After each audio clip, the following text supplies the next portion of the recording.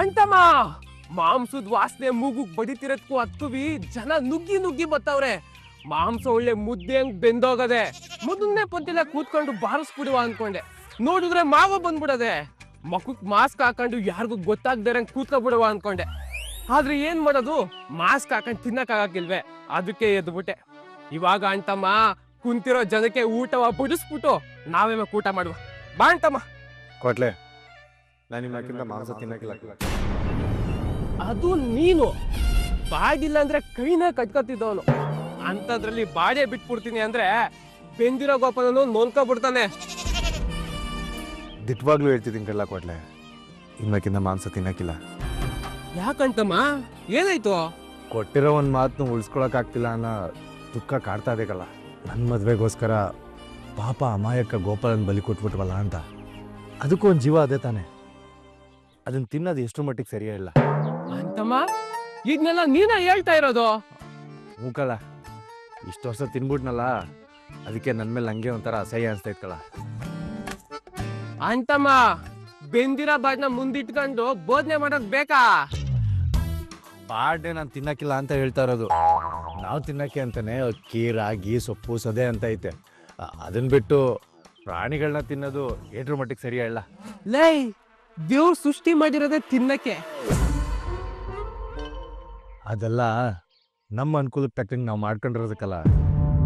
ಪ್ರತಿಯೊಂದು ಜೀವಕ್ಕೂ ಬದುಕ ಹಕ್ಕದೆ, ಅದನ್ನ ನಾವು ಅರ್ಥ ಮಾಡ್ಕೋಬೇಕಷ್ಟೇ.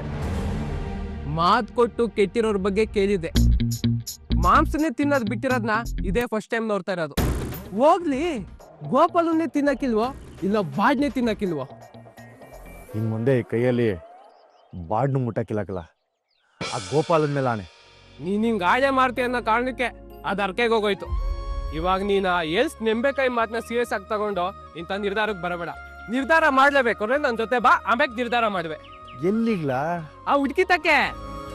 ಪಾಪ ಹುಡುಗಿ ಇದೆಯಾ, ಯಾವ ಮರದ ಕೆಳಗಡೆ ಕೂತ್ಕೊಂಡು ಅಳ್ತಾವಳೋ ಏನೋ. ಹುಡುಗಿಗೆ ಮುಖಾನ ತೋರ್ಸೋದು ಹೆಂಗ್ಲಾ? ಕಣ್ ಮುಚ್ಕೊಂಡ್ ನಿಂತ್ಕೋ, ಅವಳೇ ಬಂದು ನೋಡ್ಕೊಂಡು ಹೇಳ್ತಾಳೆ ಬಾ ಅಂತಮ್ಮ.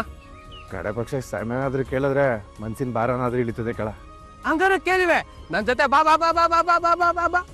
ಲೇ ಕ್ವಾಟ್ಲೆ, ಕ್ಷಮೆ ಕೇಳಕ್ ಕರ್ಕೊಯ್ತೀನಿ ಅಂತ ಅಂದ್ಬಿಟ್ಟು ಇಲ್ಲೆಲ್ಲಿಗ್ಲ ಕರ್ಕೊಂಡ್ತಾ ಇದ್ಯಾ? ಇದನ್ನೆಲ್ಲ ನೋಡಿ ನನ್ನ ಮನ್ಸಿಗೆ ಇನ್ನೂ ನೋವಾಗ್ಲಿ ಅಂತಲೇ. ಅದ್ಯಾಕೆ ಒಳ್ಳೆ 7 ತಿಂಗಳು ಹುಟ್ಟಿದಂಗಾದ್ಯ, ಸುಮ್ಕೆ ಇರು ಅಂತಮ್ಮ.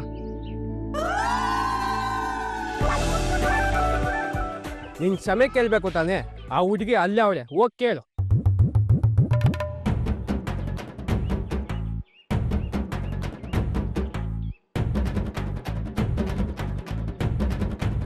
ಗೋಪಾಲನ್ನ ಕಾಪಾಡಕ್ಕಾಗ್ಲಿಲ್ಲ ಅಂತ ಗೊಳೋ ಅಂತಿದ್ಯಾ, ಅಲ್ಲಿ ನೋಡು ಸ್ವಾಹ ಮಾಡ್ತಾವಳೆ.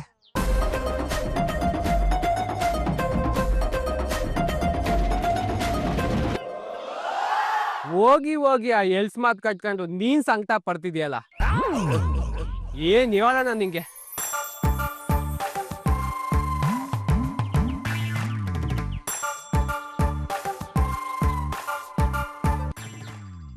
ಪಾಪ ನಮ್ ಗೋಪಾಲ ನಮ್ಮನ್ನೆಲ್ಲ ಏಟೋ ನಚ್ಕೊಂಡ್ಬಿಟ್ಟಿದ್ದ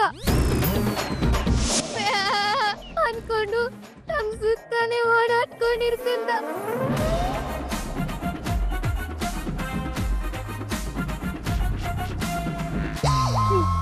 ಅಮ್ಮ, ಏನ್ ಮಾಡ್ತಿದ್ಯಾ ಅಂತಮ್ಮ?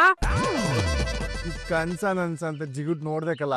ಜಿಂಗುಟ್ಕೊಂಡ್ ನೋಡ್ಕೋಬೇಕಾಗಿರೋದು ತಮ್ಗೆ, ಪಕ್ಕದಲ್ಲಿರೋರ್ಗಲ್ಲ.